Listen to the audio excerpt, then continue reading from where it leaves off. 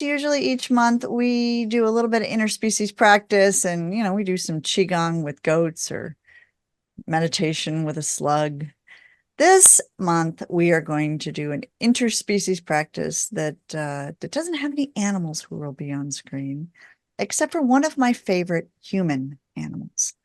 One of my favorite human animals, Victoria Moran, was honored recently for her lifetime of work on behalf of animals and other human beings and habitats. And if the name Victoria sounds familiar, that's because she's one of the co-founders of this organization, and we want to honor her success and then think a little bit about our own successes with some journaling today. So this is going to have two parts.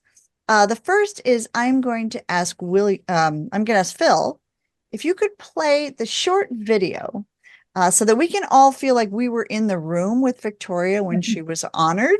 It's just about a minute video, and then we'll go from there. She could be described as a fashionable free thinker with a heart of gold living in New York City. Don't say anything if you've already figured it out, but that's a clue. And here's another clue. Words are her greatest tool, both written and spoken. And a few words that define her are compassion and care for non-human animals, for the earth, for each other, and for ourselves.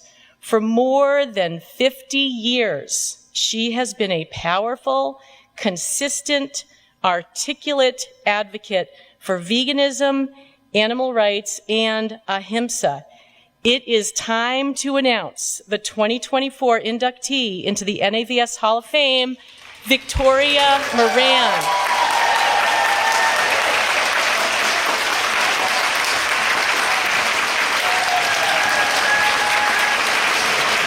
Victoria, well done. Well done. We would like to honor your success here as well. So many of the people who are here today are inspired by you and have been inspired by you. And if you don't know Victoria yet, you'll have an opportunity to see her in just a few minutes as she interviews Shad. But that is quite 50 years. 50 years, a lifetime of doing this work. That touches me in a place that right here in the heart, right? Really, really does. That generosity and her compassion, her sense of humor, and her ability to always look fabulous and calm and cool and collected, even when there's a lot of stuff going on. I admire that. That's one of the traits that I like to pick up from Victoria as well. So each one of you, I think, we have something to celebrate about each of you. Each of the people who are here today. And kind of consider in your head, is there something in you that you should celebrate? I'm going to give you a hand with this. Grab paper and a pencil if you've got one nearby, or we're going to do this in our heads. Sometimes it's hard for us, again, to see our successes, to see our work, to honor that. Phil, could you bring up my cheater slide? So let's think about these questions, and then I have a little something we're going to do with them afterwards. So they're numbered for a reason. So if you're writing these down, write the numbers along with it. Question 1 is, what are you proud of in your advocacy or activism? The word proud can be hard for some of us. So if that's a prickly word, insert something else. What do you want to celebrate? What do you feel good about?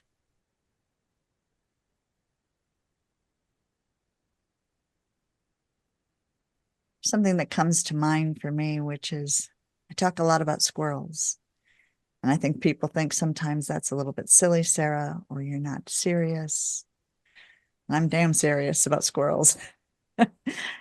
And we receive a lot of squirrel things that come to our house, or people saying to me, I saw a squirrel on the side of the road, been hit by a car, and I thought of you, and I thought of them, and I did an honoring practice, and I slowed down, and I stopped texting. That may not sound like a big thing, but with 1 million animals being killed on the road every day, if people are slowing down and not texting. That's a big thing to me. I think a big thing to squirrels. What are you proud of in your advocacy or activism? It might have been just touching one person. Number 2, what legacy do you hope to create during your time on Earth? Does legacy sound like a grand word? What legacy do you hope to create during your time on Earth? We might rephrase that as, what does the fulfillment of your highest purpose look like?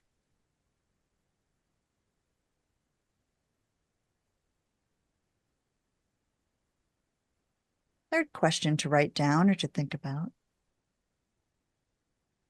Takes a little bit of a turn. What is something you wish that people or the animals in your life knew about you? What is something you wish people or animals knew about you? This might be your superpower, or this might be a secret you're a little embarrassed about and you don't tell anyone about, something you really like. What do you wish people knew about you? And finally, who is someone that you admire their work? That could be a human. Or for example, I admire beavers. Like when they make those structures and architects and the whole habitats that they set up, amazing. Who is someone, human or otherwise, to admire their work? Someone who has been an inspiration for you, or an animal that has been an inspiration for you.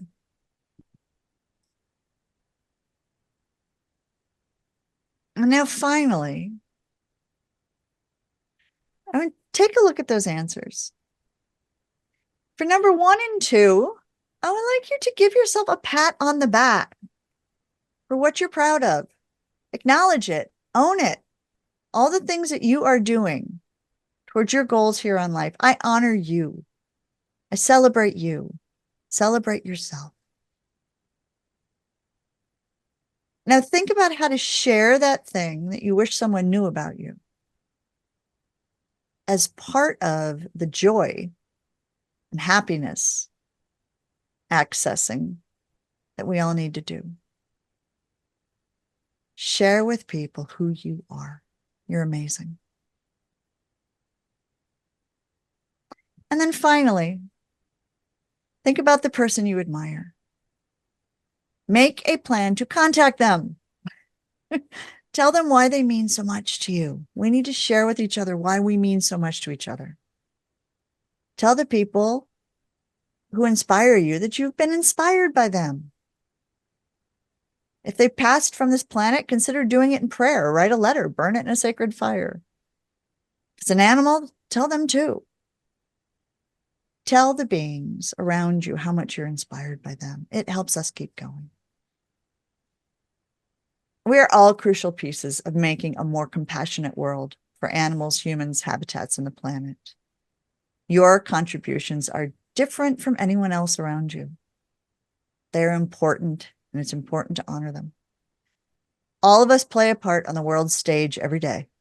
Some of us may find ourselves on stages. Other people may be working in a marsh that is their stage, or in the middle of a CAFO that is their stage. Whether it's the sun that fuels us or a divine force, or our sharing with each other, how much we inspire each other. You have inspired us. We are thankful for every action you take and everything we hear from you. And we are thankful for your you-ness. We celebrate you. If that was hard to take in, just notice that it was hard to take in. If it felt good coming in, I would love to give you more. Victoria, Why, yes. You're up. Oh, And thank we you love you so and we much. celebrate you. And I hope I did not embarrass you, but we really do love you so much Oh, and well, that's wanted to honor this. So the stage is now yours. okay. Well, thank you so, so very much. And thanks to Elaine for what she put in the newsletter. You guys embarrassed me, but in a good way. So thank you.